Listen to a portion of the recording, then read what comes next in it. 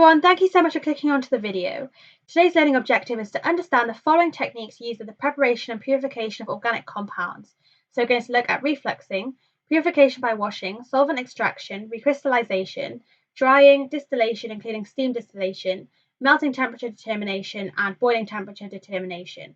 And then finally we're going to look at a core practical, which is the preparation of aspirin. Now we're going to look at heating under reflux. So heating under reflux is a very common procedure and we use it to prepare an organic liquid. And this is because we don't boil off any of the solvent, reactants or products.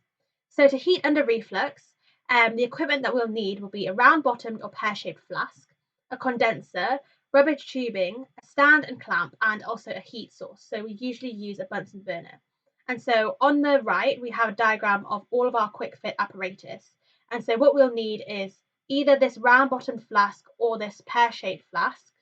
We also need this condenser. And that's it for the quick fit apparatus. And then of course we'll have the rubber tubing, the stand and clamp, and heat source. So for heating flammable liquids, we use a heating mantle. And so this is because there'll be no naked flames present, and so nothing will catch alight. And before fitting the condenser, we need to add the reaction mixture and anti-bumping granules to the flask. And we add anti-bumping granules because we want the contents to boil smoothly. And if we don't have these anti-bumping granules, we'll actually form really large bubbles at the bottom of the glass, and so the glass will vibrate. And then afterwards, we apply a thin layer of grease to the ground glass joint on the condenser. And we place the condenser carefully into the flask and gently rotate the condenser back and forth to provide a really good seal and ensure that the apparatus comes apart easily at the end of the experiment. And the key thing to know about reflux is that we keep the condenser upright during the whole time we're heating it. And we have to make sure that the top of the condenser is open, because if we put a stopper into it, it'll cause pressure to build up inside of this condenser and the apparatus could eventually explode. We use rubber tubing to connect the inlet of the condenser to the tap and then the outlet to the sink. So what we have is the water coming in at the bottom and water going out at the top. And this ensures that the outer jacket is always full and cold water is always being circulated around this condenser. And heating under reflux allows a liquid to be continually boiled whilst a reaction takes place. And this prevents volatile components from escaping because they condense, because they evaporate, and then they condense and drip back into the flask. And this also prevents the flask from boiling dry because we'll always have some liquid in there. And the vapor rises up the inner tube of the condenser until it meets this outer jacket which has cold water, and because it's cold, it will condense back, and so the vapor then condenses and drops back into the flask.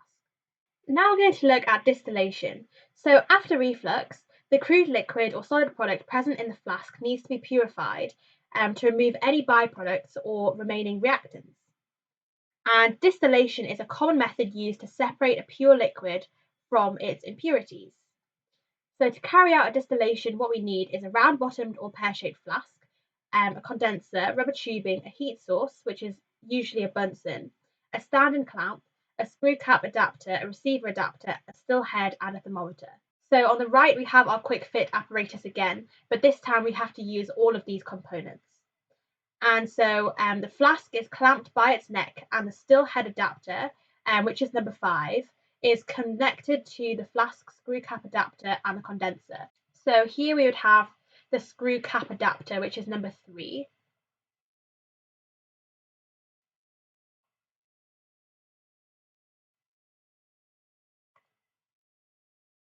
And then at the side, we'll have the condenser.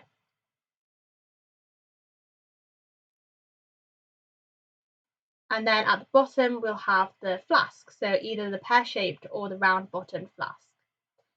And a second clamp is placed around the receiver adapter at the point at which it's attached to the condenser. So this means that we don't have to clamp the condenser. So we have a clamp here and also a clamp here. And rubber tubing, like in reflux is used to connect the inlet of the condenser to the tap and the outlet to the sink. So the rule we have is that water always enters at the lowest point. So for distillation, it enters nearest to the receiver adapter. So in this case, it would be the conical flask. A flask is used to collect the distillate. So this is the liquid that we collect in the conical flask from the distillation, so that the distillation apparatus is not completely airtight. And once the apparatus is set up, the flask is heated using a Bunsen and the mixture in the flask will start to boil. And the different liquids in the mixture will have different boiling points. And so they'll all boil at different times. And so starting off with the liquid with the lowest boiling point, this vapor will move out of the flask up into the other parts of the apparatus, leaving the less volatile components of the mixture in the flask. And when the vapors of this liquid reach the cold condenser, they condense and then they become a liquid again, and this then drips into the collecting flask, which we're using a conical flask in this example. Now we're going to talk about steam distillation. So this process is used to separate an insoluble liquid from an aqueous solution. And it involves passing steam into a reaction mixture that contains an aqueous solution and a liquid that forms a separate layer. And the agitation of the liquid caused by the steam bubbling through the mixture ensures that both the insoluble liquid and the aqueous solution are on the surface of the mixture. And so it can form part of the liquid that evaporates. And the advantage of this process is that the insoluble liquid is removed from the reaction mixture at a temperature below its normal boiling point. And so we get less of a chance of decomposition. So at the bottom we have a diagram of steam distillation. So we have the steam passing through at the top, and it's passed into this reaction mixture which contains an aqueous solution and a liquid, forming a separate layer. And then the insoluble liquid and the aqueous solution are on the surface of the mixture. So this is the bit that evaporates, and this is the distillate that we collect. Now we're going to have a look at purifying an organic liquid. So the overall method is that firstly we put the distillate of impure product into a separating funnel. So the distillate is what we've just got from the distillation. So it's the liquid that we've just collected. And then the second step is to wash this product by either adding sodium hydrogen carbonate solution and shaking it and releasing the pressure from carbon dioxide produced, or we add saturated sodium chloride solution. We then allow the layers to separate in the funnel and then run and discard the aqueous layer.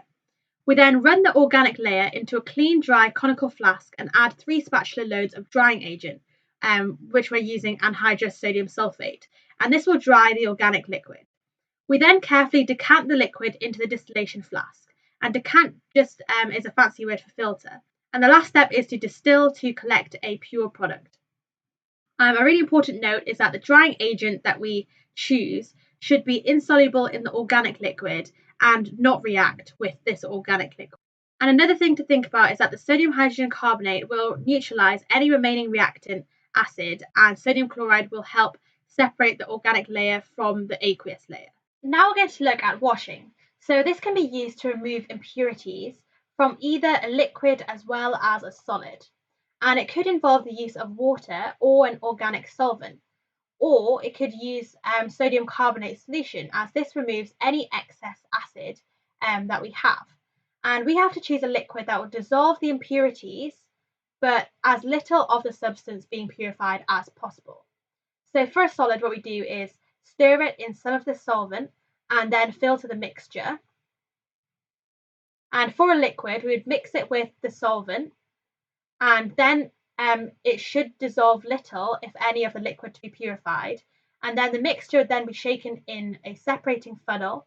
And after allowing the 2 liquid layers to separate, the tap would then be allowed to open, and then each layer would drain into separate containers.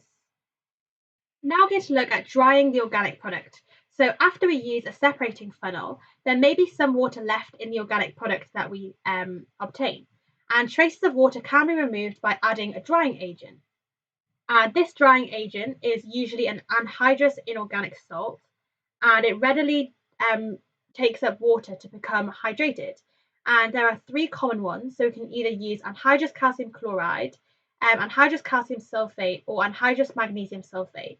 And anhydrous calcium chloride is usually used to dry out hydrocarbons, but anhydrous calcium or magnesium sulfate can be used for general drying. And the overall method we have is that we add the organic liquid to a conical flask, and using a spatula, we'll add some of this drying agent to the liquid, and we gently swirl the contents to mix together. We then place a stopper onto the flask to prevent the product from evaporating away and leave for about 10 minutes.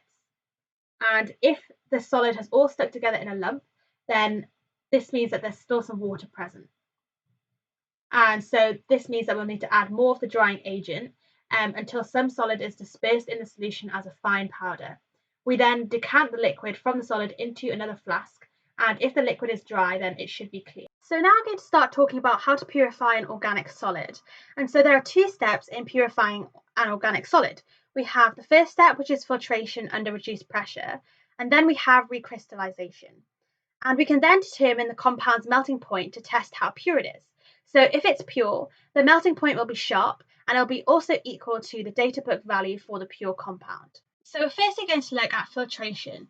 So we can separate out a solid product from a solvent or a liquid reaction mixture by using filtration under reduced pressure. So the overall method is that firstly you connect one end of the pressure tubing to a vacuum outlet. So we normally use a tap in a classroom setting, and we attach the other end to the Buchner flask. We then fit the Buchner funnel to the Buchner flask, ensuring that there's a good tight fit. And this is usually obtained using a rubber bung, which we can see here. So this shaded bit here is the bit of rubber which seals any gaps between the funnel and the flask. We then switch on the vacuum pump, so the tap that the filter pump is attached to, and then check for good suction by placing your hand across the top of the. And on the funnel, there are little holes. So when you put your hand across the top of the funnel, you should be able to feel some suction coming from the holes. And we then place a piece of filter paper inside the Buchner funnel and wet it with the same solvent used in preparing the solid. And the paper should be sucked down against the holes in the funnel. We then slowly pour the reaction mixture from a beaker into the center of the filter paper. So we have to make sure that it doesn't run over the sides of the filter paper, because then it won't be filtered. And then we rinse out the beaker with the solvent so that all of the solid crystals collect in the Buchner funnel. We then rinse the crystals in the funnel with more solvent and then leave them under suction for a few minutes so that the crystals start to dry.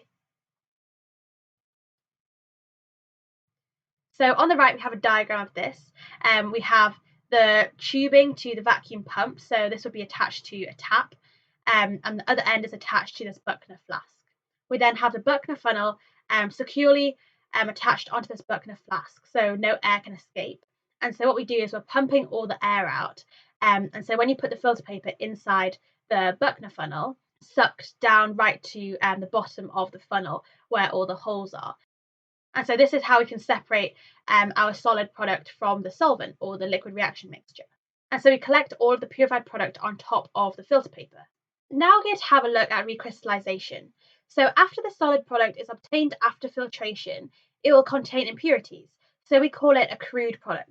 And we use recrystallization to remove all of these impurities. So the overall method we have is that firstly we pour a quantity of the chosen solvent into a conical flask. And if the solvent is flammable, we warm this solvent over a water bath. But if it's just water, which isn't flammable, then we'll warm it with a Bunsen.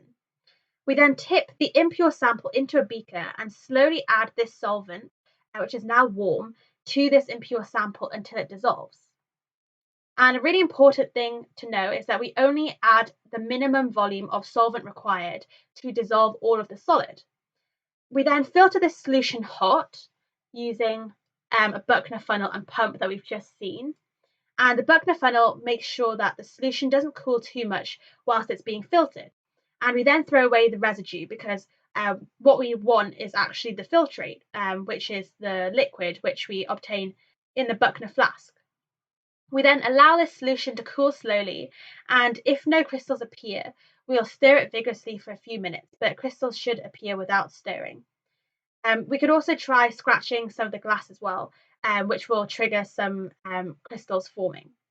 We then filter the crystals cold, again using Buchner funnel, so under reduced pressure, and we will then be able to obtain this dry crystalline solid. We then wash this residue with a small amount of cold solvent and dry the product on a watch glass at room temperature or in an oven. And an important note is that we can take the mass of this product and then warm it and then reweigh it. And when this mass becomes constant, we'll know that it's dry because that means all of the water will have gone from it. And so we need to know a few of these important conditions and why we have them. So the first is that we have to dissolve the crude product in a minimum volume of hot solvent.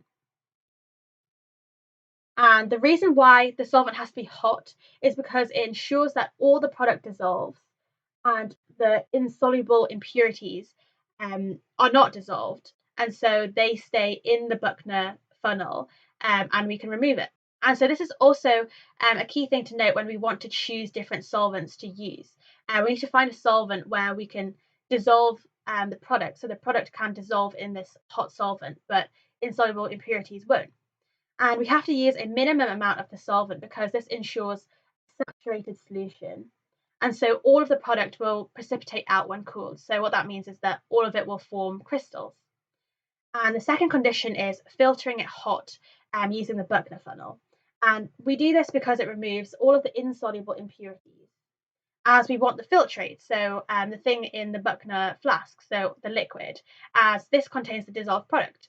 And this will also contain the soluble impurities. And so this is why we filter it cold after, because this removes all of the soluble impurities, which were in this filtrate. Then we can obtain the product in the filter funnel. So when we filter it hot, the thing that we want is inside the Buchner flask. So it's the liquid, and this liquid will have what we want in it, but also some soluble impurities. But then after filtering it cold, we then have the solid because it's all formed crystals at the top. So the solid will be what we're after, the pure product, and the soluble impurities will then be in the filter flask, and that will be the filtrate. So that's how we remove the soluble impurities. So after we've gone through recrystallization and obtained our product, we can then look at the melting point of this product. So we can use melting points to determine whether a solid compound is pure. And so a pure organic substance will usually have a very sharp melting range. And this will be over 1 or 2 degrees.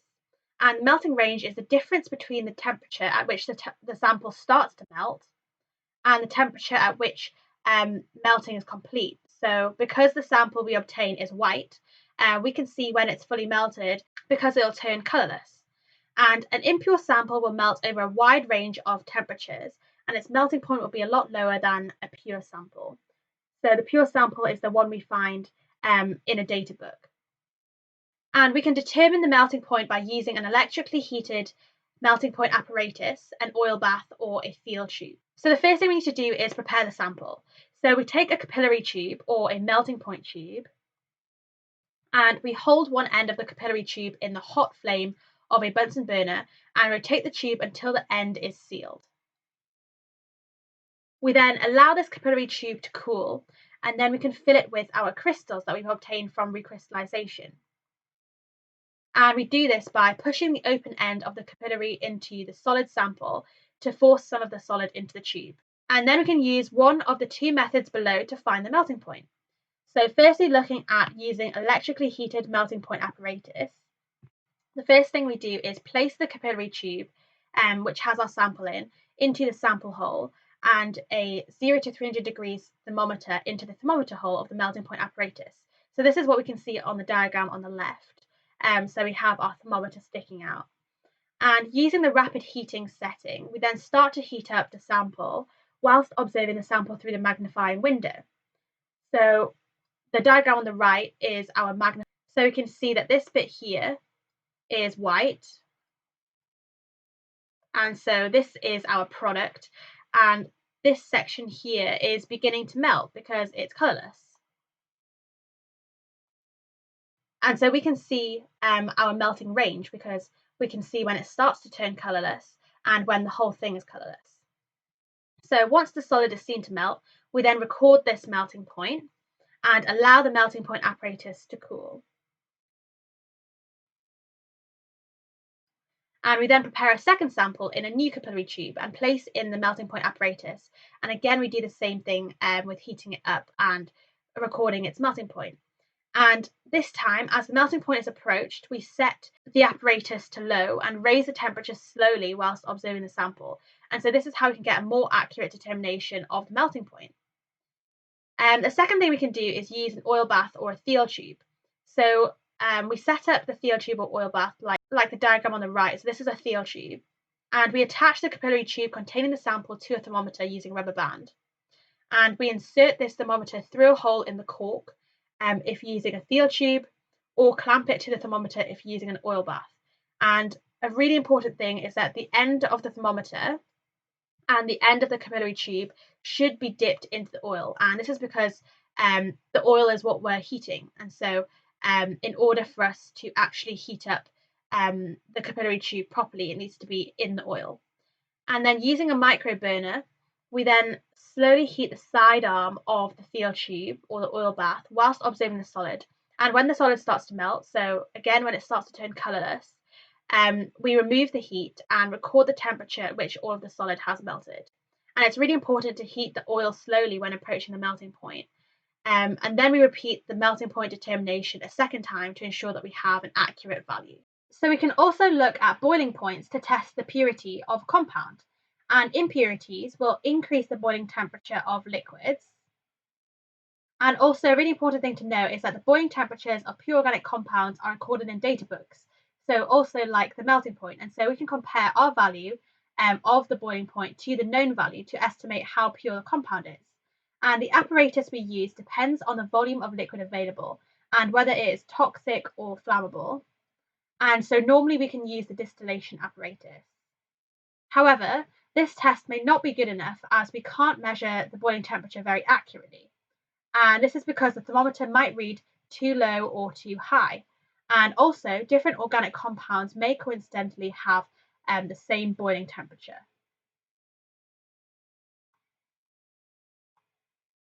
Now we're going to look at a required practical. So it's the preparation of a pure organic solid and test of its purity. So the method comes in 3 parts, and the first part is the preparation. So we weigh out 6 grams of salicylic acid into a conical flask and record the mass of salicylic acid used.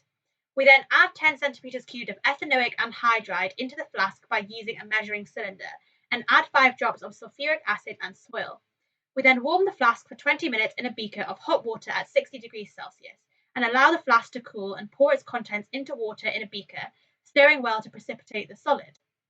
We then filter off the aspirin under reduced pressure using a Buckner funnel and collect the crude aspirin on a double thickness filter paper and allow it to dry. So what we're actually doing is we're adding, so we've got the salicylic acid, which is HOOC C6H4OH, and we're adding it with ethanoic anhydride, which we can shorten by writing CH3CO2O, and this is going to form our aspirin. So aspirin has the formula HOOC C6H4OCOCH3. So this is aspirin, and it also will form ethanoic acid. And the reason why we're not doing this experiment with ethanoyl chloride instead is because it forms HCl, which can be really toxic. And so this is our salicylic acid. And so this is the overall equation that we have.